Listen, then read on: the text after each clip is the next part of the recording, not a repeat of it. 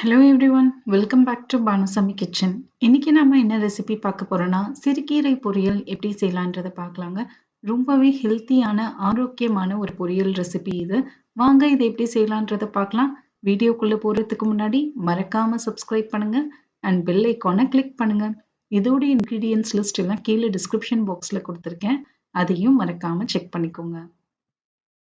ஒரு கடாய் எடுத்துக்கோங்க. இதில் 2 டேபிள் ஸ்பூன் அளவுக்கு எண்ணெய், தேங்காய் எண்ணெய் சேர்த்து செய்யுங்க, ரொம்ப டேஸ்ட்டாக இருக்கும். இதில் 1/2 டீஸ்பூன் கடுகு, கடுகு நல்லா பொரியட்டுங்க. கடுகு நல்லா பொரிஞ்சதுக்கப்புறம் 1/2 டீஸ்பூன் உளுத்தம் பருப்பு, 1/2 டீஸ்பூன் சீரகம், இது கூடவே ஒரு 4லேருந்து 5 காஞ்ச மிளகாயை சேர்த்துக்கோங்க. உங்கள் காரத்துக்கு ஏற்றாப்புல நீங்கள் சேர்த்துக்கலாங்க. கொஞ்சமாக கருவேப்பிலை சேர்த்துட்டு ஒரு நிமிஷம் வறுத்துக்கோங்க. இப்போ இதில் 3 பல் பூண்டை சின்ன சின்னதாக கட் பண்ணி சேர்த்துக்கோங்க. பூண்டை சேர்த்துட்டு நம்ம வதக்கிக்கலாம். அடுப்பு தீயை மிதமான சூட்லேயும் வச்சுக்கோங்க.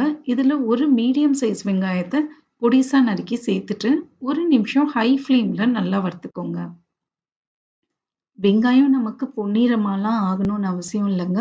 ஓரளவுக்கு வதக்கினாலே போதும். ஒரு பிங்க் கலரில் வர அளவுக்கு வதக்கிட்டாலே போதுங்க. இப்போ நாம கழுவி சுத்தம் பண்ணி வச்சிருந்த சிறுகீரையை சேர்த்துக்கலாம். சிறுகீரையை வாங்கி நல்லா கழுவிட்டு இந்த மாதிரி சின்ன சின்னதா கட் பண்ணிக்கோங்க. தண்ணியை நல்லா வடிகட்டி இதில் சேர்த்துக்கோங்க. சேர்த்துட்டு 1 நிமிஷம் நல்லா இதை வதக்கிக்கலாங்க. இதுக்கு தேவையான அளவுக்கு உப்பையும் சேர்த்துக்கோங்க. இந்த சிறுகீரையில பார்த்தீங்கன்னா வயிற்று புண்லாம் இருந்துச்சு அப்படின்னா அவங்களுக்கு இந்த கீரை அப்பப்போ செஞ்சு கொடுங்க. நமக்கு அல்சரை குணப்படுத்தும். டைஜஷன் ப்ராப்ளம் இருக்கிறவங்க இதை நீங்க அடிக்கடி சாப்பிடணுங்க. ரொம்ப டேஸ்டியான இது கீரை இது. இது நல்லா 1 நிமிஷம் வதக்கிக்கோங்க. தண்ணிலாம் எதுவும் சேர்க்க வேண்டாங்க. ஏன்னா கீரையே நமக்கு நிறைய தண்ணி விடுன்றதுனால தண்ணி சேர்க்க வேண்டாம். பாருங்க 1 நிமிஷம் நல்லா வதக்கிட்டு இப்போ தட்டை போட்டு 2 நிமிஷம் லோ ஃப்ளேம்லயே இருக்கட்டும்ங்க. அதுக்குள்ள நம்ம ஒரு பொடியை அரைச்சிக்கலாம். மிக்ஸி ஜார்ல 1 டேபிள் ஸ்பூன் அளவுக்கு வேர்க்கடலையை சேர்த்து நல்லா பொடி பண்ணி எடுத்துட்டு வந்துருங்க. 2 நிமிஷத்துக்கு அப்புறம் நமக்கு தண்ணி எல்லாமே வத்திடுச்சுங்க. தண்ணி நல்லா வத்துனதுக்கு அப்புறம் நம்ம பொடி பண்ணி வச்சிருந்த வேர்க்கடலை பொடியை இதுல சேர்த்துக்கோங்க.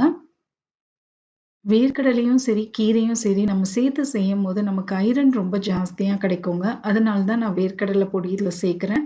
ரொம்ப டேஸ்டாவும் இருக்கும். சேர்த்துட்டு 1 நிமிஷம் மிதமான சூட்டுல நல்லா வதக்கிக்கலாங்க.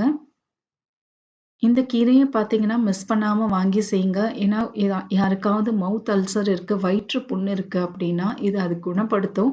நம்ம உடம்பையும் ரொம்ப குளிர்ச்சியா வச்சுக்கோங்க. கடைசியா இதுல தேங்காய் துருவல் ஒரு 2 டேபிள் ஸ்பூன் அளவுக்கு தேங்காய் துருவலை சேர்த்துட்டு நல்லா வதக்கிக்கோங்க. 1 நிமிஷம் மிதமான சூட்டுல வதக்கினாலே போதும். இந்த கீரை பார்த்தீங்கன்னா, நம்ம உடல் சூட்டை நல்லா குளிர்ச்சியா வச்சுக்கோங்க. ரொம்ப அந்த அல்சர்லாம் இருக்கிறவங்க அப்பப்போ இதை எடுத்துக்கோங்க.